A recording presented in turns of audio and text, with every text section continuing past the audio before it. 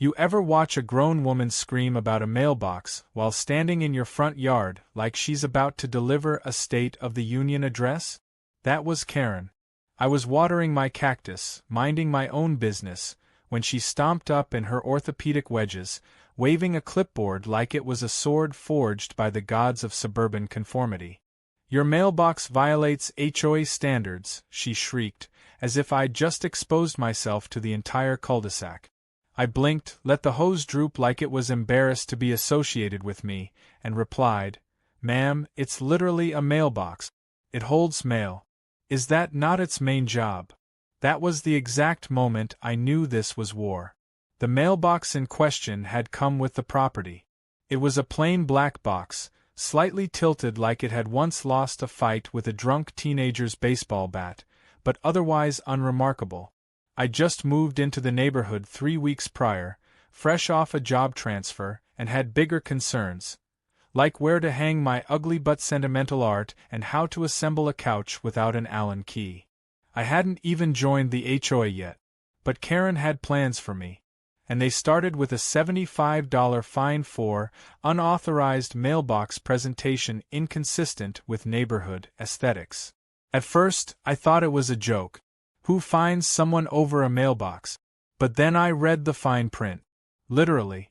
The letter was stuffed with 3 stapled pages of violations, citing a document called the Community Standards and Expectations Covenant, which sounded like something written during the Spanish Inquisition. Apparently, my mailbox was supposed to be colonial bronze with matching scroll-mount post and decorative finial. What I had was black, plain, and non-compliant. The horror. I asked her who decided on these standards, and she puffed up like a peacock with a credit score.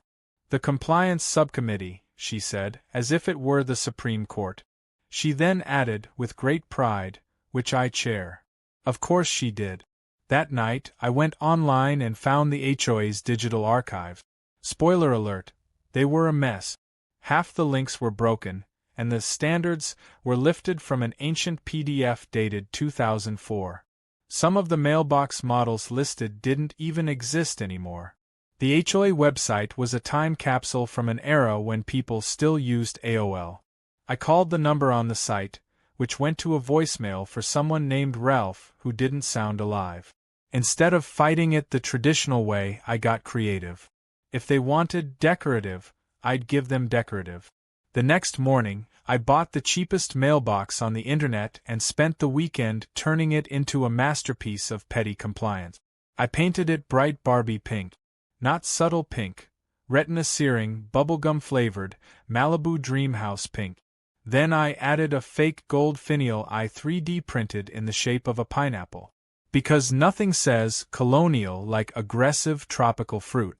Karen came by on Monday, saw it, and nearly tripped over her own superiority complex. This is outrageous," she sputtered. "This is not the intention of the rule." I replied deadpan, "But it's decorative. And I believe pineapples are the international symbol of hospitality." She didn't laugh. That week, I received 3 more notices from the HOA, each more passive-aggressive than the last. One accused me of intentional provocation of the compliance chair. Another warned of escalating fines. And the third requested I attend an HOA meeting to discuss behavioral decorum. I showed up with a PowerPoint presentation titled, "The History of Mailbox Expression in Post-Colonial America." She was not amused. At the meeting, Karen did what Karens do, she monologued. About rules, structure, harmony, the sanctity of colonial bronze. She said my box was turning the community into a visual circus. I asked if she meant like Cirque du Soleil or Ringling Brothers, because that would affect my future decor decisions. Laughter erupted from the back of the room. Karen's eyes narrowed like I'd personally insulted the ghost of her grandmother. The more she pushed, the more I leaned back. I wasn't just trolling for fun. I was buying time. Because something didn't add up. The way she barked orders, threw around bylaws, and controlled meetings like a dictator with a wine spritzer problem, it all felt hollow. Like a kid playing president with a plastic crown. And I don't know what made me do it exactly, Maybe boredom, maybe spite, but that night I started looking into who actually ran this HOA.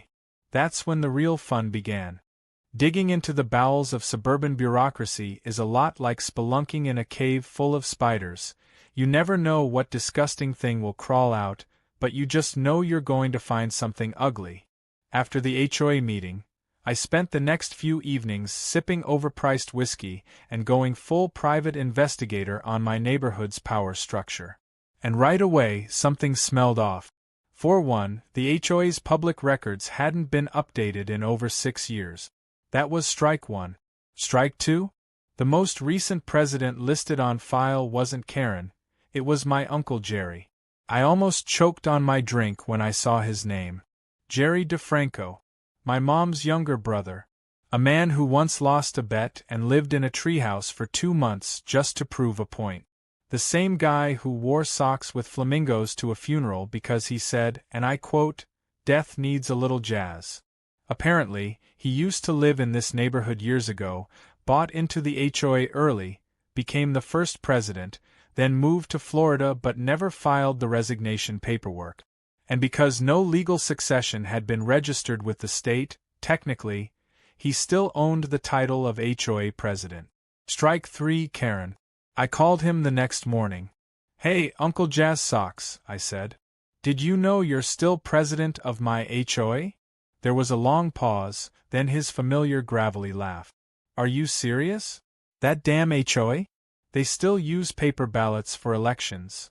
I told him everything, about the mailbox fine, the fascist clipboard wielding, the pink pineapple of vengeance. He was giddy. "You want me to transfer control to you?" he asked. "Make you the grand poobah of suburban hell?" "Yes," I said. "With a flamingo-shaped gavel, if possible." It took 2 days and 1 notarized form. That's it. 2 days, and I was now the legal, documented, state-certified president of the HOA. Karen had built her little empire on sand, and I had just brought the tide. But I didn't go nuclear right away. No. That would have been too easy. Karen was dramatic. She needed a performance, so I waited. In the meantime, I kept playing the part of the mildly inconvenienced neighbor, attending every HOA meeting with a slightly amused expression and a new passive-aggressive question. Have we ever considered a community mural painted entirely in mailbox colors? Or would it be possible to replace lawn gnomes with flamingo topiaries as a gesture of tropical inclusivity? Karen hated me with the fire of 1,000 HOA citations. She kept stacking up fines, filing noise complaints, and insisting that my mailbox was a gateway drug to aesthetic collapse. I played along, letting her dig her grave, deeper and deeper, until one Thursday evening, she summoned a special HOA session. Her agenda? A public reprimand. Of me. I arrived early, in a freshly pressed polo shirt and khakis, sipping from a thermos labeled #1mailboxoffender. The room was full.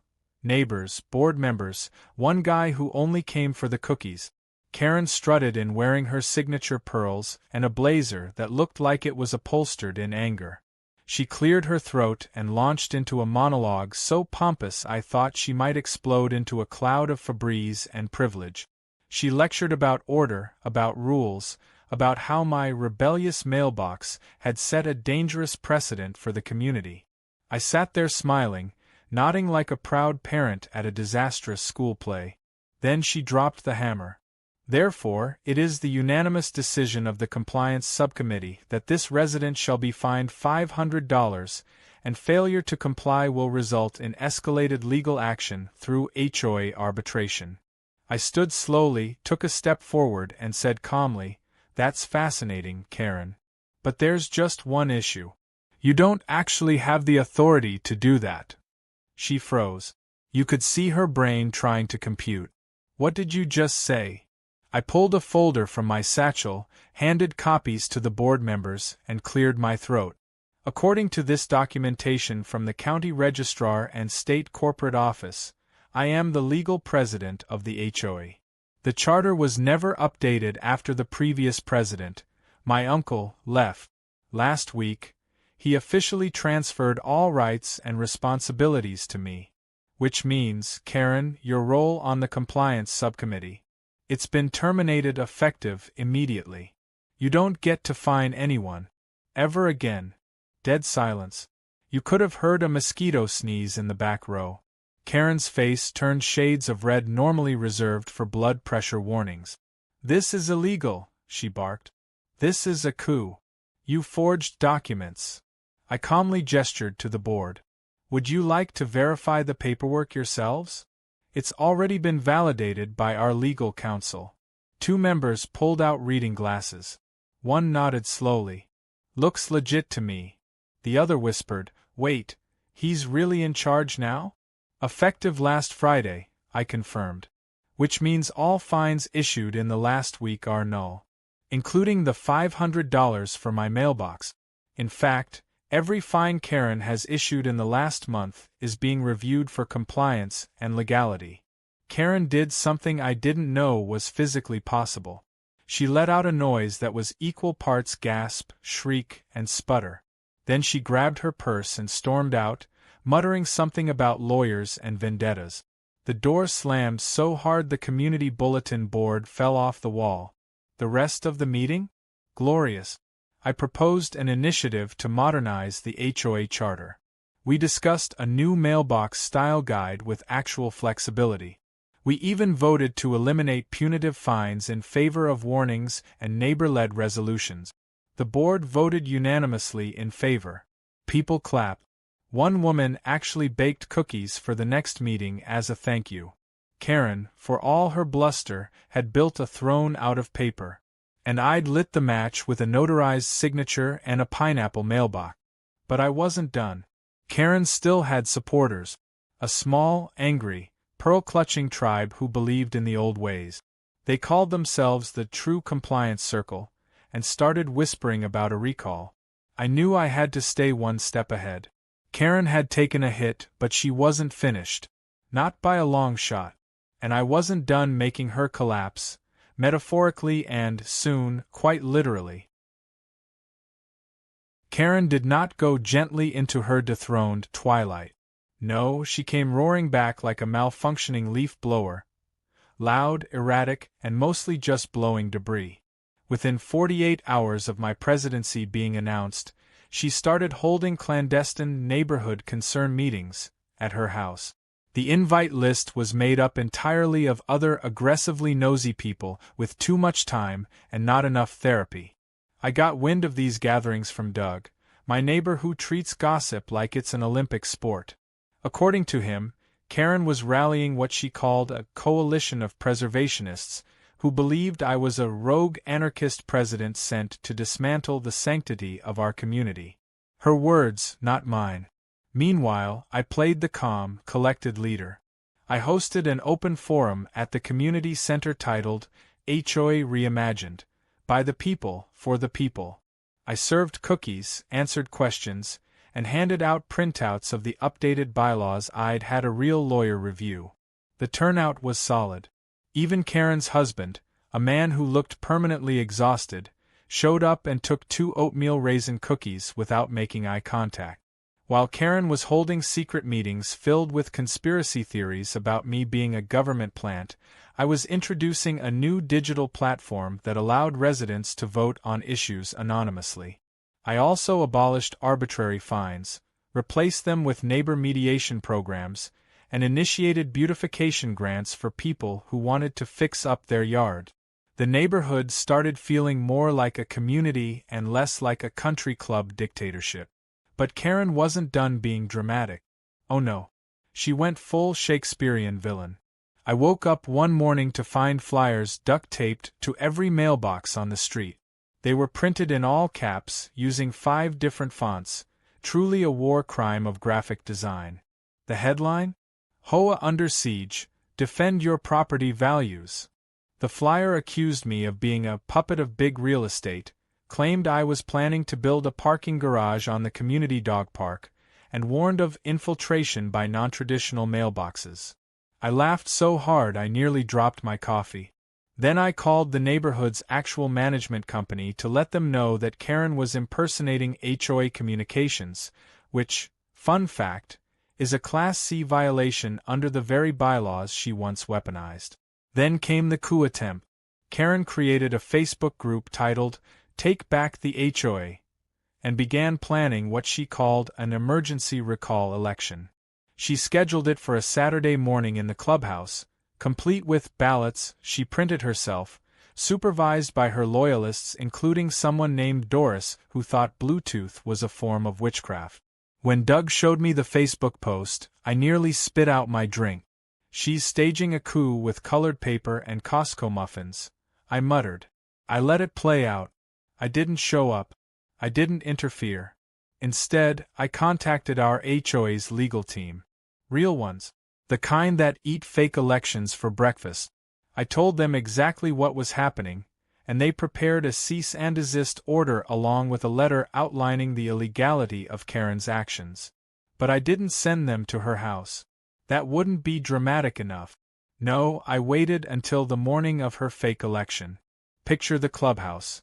Folding tables decked out with paper ballots, hand-painted signs reading, "Save Our Streets," and Karen standing at the front like she was about to single-handedly rescue America from tyranny. She was mid-rant about unconstitutional leadership takeovers when two people in suits walked in. One was the HOA's legal representative. The other was a private security officer the management company had contracted for the day, just in case Karen tried something theatrical. They walked right up to her podium. Yes, she brought a podium, and handed her the cease and desist. Karen read the first few lines, blinked like her hard drive just crashed, and then dropped. She didn't faint gracefully like in a romance novel. No, she crumpled like a folding chair under a sumo wrestler. Eyes wide, face pale, body collapsing into a heap of pearls and polyester. The room erupted. Someone screamed. Someone else shouted, "Is she dead?" I stepped forward, checked her pulse, steady but dramatic, and calmly called 911. The dispatcher asked the nature of the emergency, and I replied, "I believe someone just realized she's not actually the president of the HOA." The ambulance arrived within 10 minutes. The EMTs confirmed it was a stress-induced fainting episode. Nothing serious. No heart attack. No stroke. Just pure, unfiltered Karen-related meltdown. They loaded her into the vehicle, and I swear I heard her whisper, "It's not over," like a villain in the third act of a Disney movie. The neighbors were stunned. Some in awe. Some trying not to laugh. One guy actually live-streamed the whole thing, and the clip went mildly viral on Nextdoor. Caption: Karen versus consequences. In the days that followed, Karen went quiet. Completely radio silent. No Facebook posts. No flyers. No glares from across the hedges. Her house lights were off for days. Rumors swirled. She'd moved out, she was suing the HOA, she was recovering at a spa in Sedona. Doug, naturally, had the inside scoop. "She's still here," he whispered conspiratorially, "but she's humiliated. Word is she's trying to figure out how to save face without admitting defeat." I didn't care. The neighborhood had finally started to exhale. Mailboxes stayed pink, rainbow, even lime green. People started planting flower beds again. I got thank you notes, actual handwritten cards, from elderly residents who said they felt safer expressing themselves without fear of fines. We added benches to the dog park. One guy built a tiny community library near his mailbox and filled it with mystery novels and gardening tips. I kept my mailbox the same. Bright pink.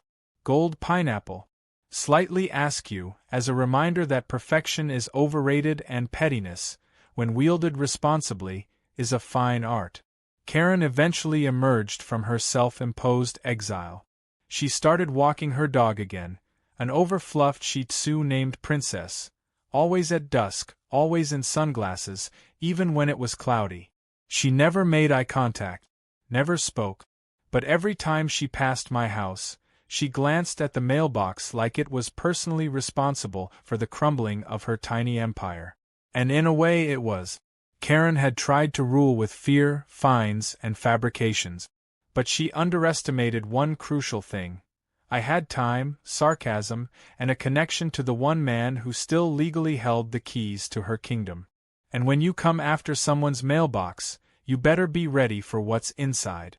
Karen's quiet phase lasted about 3 weeks, 22 glorious days of peace, sunshine, and mailbox freedom. I should have known it wouldn't last. See, someone like Karen doesn't just slink off into suburban exile. No, she was merely regrouping, recalculating, waiting for the perfect moment to stage her grand comeback. And when she finally did, it wasn't with reason or humility. It was with conspiracy theories, scare tactics, and a sprinkling of absurdity so dense you'd think she got her battle strategy from a satire subreddit. It started with anonymous letters slipped into mailboxes across the neighborhood.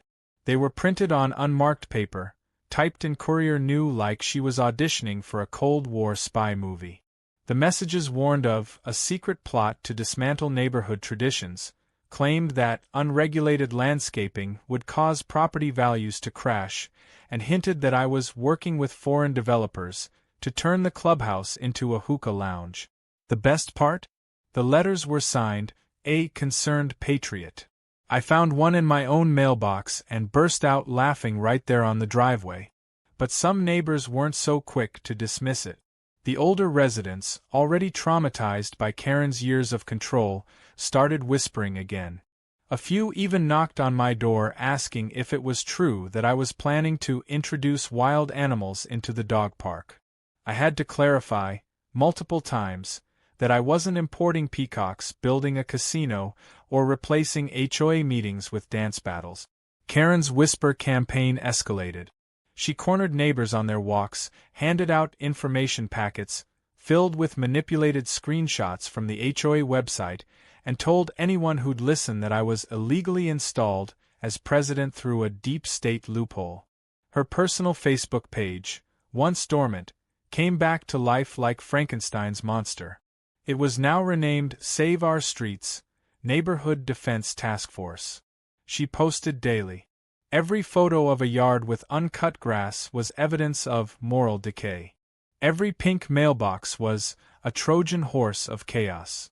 Meanwhile, I documented everything. Every flyer, every post, every paranoid muttering. I had a file so thick I had to label it Karen Shenanigans Volume 1. The HOA's legal team was on speed dial. I knew the only way to bring her down completely was to let her destroy herself, but with a legal net waiting beneath her. Then came the final straw. One afternoon, Doug jogged over to my house looking like he'd seen a ghost wearing pearls. "Dude," he panted, "Karen is planning an actual election rally. With banners. And a stage. She says she's reclaiming the HOA through grassroots democracy." I blinked. Did she just invent an HOA presidential campaign? "She has slogans," he said. "One of them is, 'Make the mailboxes bronze again.'" I nearly choked on my soda. Sure enough, that Saturday morning, the park by the clubhouse was decorated like it was hosting a PTA-themed revolution. Folding chairs, balloons, a podium, and a banner that read, "HOA Reclamation Rally, Power to the Proper." I arrived late on purpose, lurking near the back as Karen took the stage in a cream suit that made her look like an off-brand Nancy Reagan. She spoke for 30 minutes about tradition, discipline, and respectable shrub height.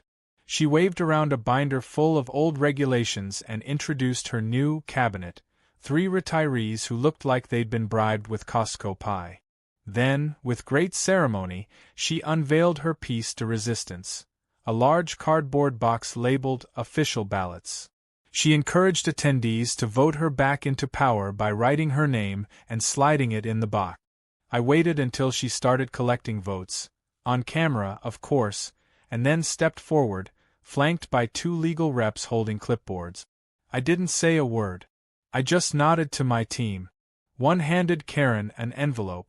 The other opened a laptop and began reading aloud the violations she was currently committing, impersonating an HOA officer, conducting fraudulent elections, distributing unauthorized materials, slandering the board president, and misusing HOA branding without consent.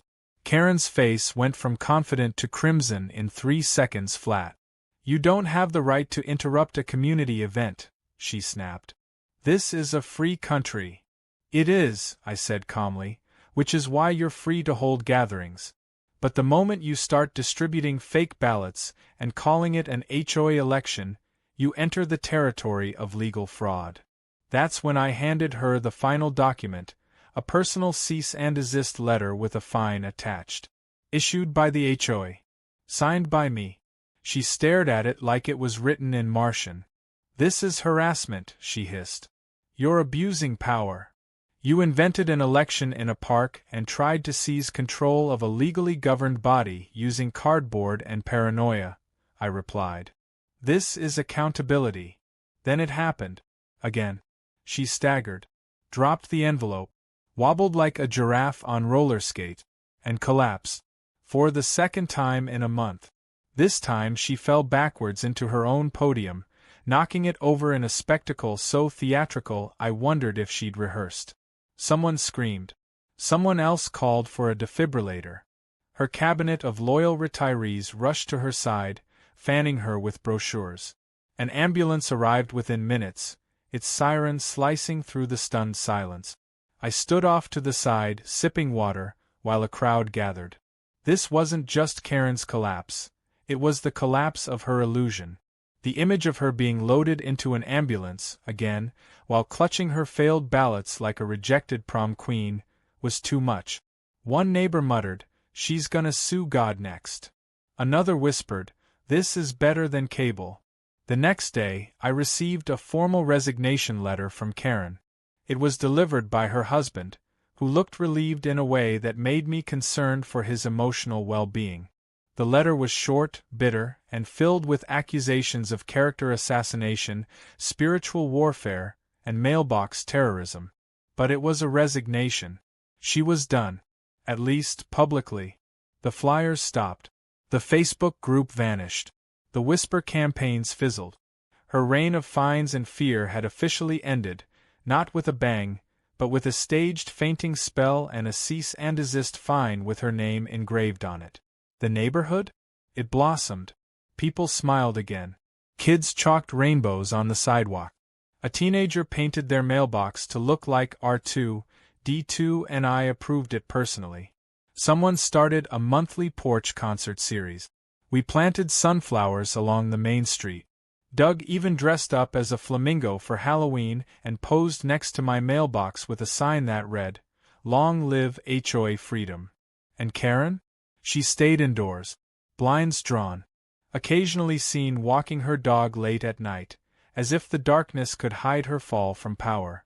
She never looked at me, never spoke, but sometimes I'd see her glance at my front yard, the mailbox still pink, still proud, still ever so slightly tilted. The air was lighter after Karen's implosion. It's like the neighborhood collectively exhaled for the first time in a decade. No one came out and said it, of course, but you could feel it in the small ways. Neighborly waves that used to be tight-lipped nods, kids playing stickball in driveways without a fear of receiving a citation for unpermitted noise, even the scent of someone grilling steaks on a weeknight without worrying about smoke density violations. For all her dramatic exits and courtroom cosplay, Karen had finally, actually disappeared from the scene. Her house, once the beacon of HOA tyranny with its ever-immaculate lawn trimmed with surgical precision, looked almost normal. The grass grew an extra half-inch. The seasonal wreath on her door hadn't changed in weeks. And most tellingly, the neighborhood pride sign she'd once had posted in front, bold, smug, and laminated, was quietly removed. Word spread that she was recovering from exhaustion and community stress, which I assume is code for realizing your delusions of dictatorship were legally null and void. Meanwhile, I got to work. As the now uncontested president of the HOA, I wasn't interested in power for power's sake. I didn't want to control, I wanted to liberate. My first order of business was simple but symbolic. I removed the entire compliance subcommittee. Gone were the Karen cronies who spent more time peeking through blinds than actually improving anything. I replaced them with people like Doug, who may gossip too much but actually cared about the well-being of his neighbors. I also created a rotating volunteer seat on the board to keep things democratic and accountable. Transparency was the new sheriff in town. Then I tackled the rulebook. The old HOA charter read like it had been written during Prohibition by someone who feared jazz. I commissioned a lawyer to help us rewrite it from the ground up, involving community members in weekly workshop. We voted to decriminalize vegetable gardens, abolish the ban on outdoor holiday decorations longer than 5 days, and most controversially, approve mailbox creativity. Not just allow it, celebrate it. People went nuts in the best way. One family built a mailbox shaped like a giant mushroom. Another turned theirs into a mini replica of the Millennium Falcon. A retired engineer built one that played Beethoven's Fifth whenever mail was inserted. I even approved a mailbox covered in glitter that shed sparkles like a disco ball with allergies. Every single one brought more joy to the street than Karen's polished bronze colonial standard ever did. My pink mailbox stayed exactly the same. It had become something of a landmark, a reminder that ridiculous battles sometimes need ridiculous symbols. The gold pineapple finial, once mocked by Karen as grotesquely informal, became the centerpiece of neighborhood lore. Kids started calling it the Royal Mailbox. Someone made a miniature Lego version and gifted it to me with a thank you note. Karen returned to public life in a very limited capacity. Occasionally, she'd appear at community events, standing off to the side like she wasn't sure if she was welcome. She was, technically. I never barred her from attending anything. I didn't need to. Her power had vanished the moment her fear tactics stopped working. At the spring picnic, she walked by my table, glanced at the mailbox-themed cookies we were handing out, and offered a tight-lipped smile that looked like it physically pained her to give. She was no longer the gatekeeper of the neighborhood. She was just a woman with a long memory and a shorter list of allies. I could have rubbed it in. I could have publicly reminded everyone of the ambulances, the fake ballots, the temper tantrums disguised as meetings. But that's not my style. Instead, I let her sit in the reality she created, one where no one listened to her, feared her, or followed her clipboard anymore. That, I think, was more devastating than anything I could have said. One Saturday, I saw her walking her dog past my house. Princess the Shih Tzu waddled ahead like a mop on legs while Karen followed slowly, eyes fixed ahead. She passed the mailbox. The bright pink glowed in the sunlight. The gold pineapple shimmered. She didn't stop. Didn't flinch. Just let her gaze linger a second too long before continuing on. I gave her a small wave. She didn't return it. That evening, I hosted the first ever mailbox showcase. Residents were invited to walk the neighborhood like an art tour, sipping lemonade and rating their favorite designs. It was silly, fun, and more community building than anything the HOA had ever done before. Karen didn't attend, but her husband did. He quietly strolled the path, smiled at the displays, and even chuckled at one shaped like a fire-breathing dragon. As he passed me, he stopped, patted my shoulder, and said, "You know, I used to think she was just passionate." I nodded. Passion's great. Until it starts handing out fines for hummingbird feeders. He laughed quietly and moved on. Over time, Karen's legend faded into anecdote. New families moved in and heard stories about the mailbox war, usually told with dramatic flair by Doug. But to them, it was just a tale, something that happened before the new guy took over. And that suited me just fine. I wasn't looking to be remembered. I was just trying to clean up a mess that had festered under pearl necklaces and bureaucracy. As for me, I kept my role low-key. I continued to run meetings, approve budgets, and mediate the occasional dispute about whose hedges were encroaching on whose property line.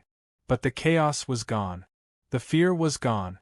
And most importantly, the HOA actually functioned the way it was supposed to, supportive, not tyrannical. On the 1-year anniversary of the day Karen first fined me for my mailbox, Doug threw a little party. He called it Freedom Box Day. There were cupcakes shaped like tiny mailboxes, streamers in every color of the HOA's newly approved palette, and a community award I wasn't expecting. They handed me a certificate that read, "For services rendered in the liberation of mailboxes and restoration of sanity." It was a joke, mostly. But it also wasn't. That night, as the party wound down, I sat on my porch and stared at the pink mailbox that started it all. A symbol of rebellion, of absurdity, of strategy. It was chipped in a few places now, slightly faded from sun exposure, but still proudly standing, gold pineapple and all. It reminded me that some battles don't require shouting. Just patience, persistence, and a well-timed gold pineapple. Because sometimes all it takes to bring down a tyrant is to give them exactly what they asked for, just with a little glitter, sarcasm, and a legally binding charter. And in the end, that's what saved the neighborhood. Not vengeance, not chaos, just a calm, calculated response to absurdity that reminded everyone, control only works when people are willing to be controlled.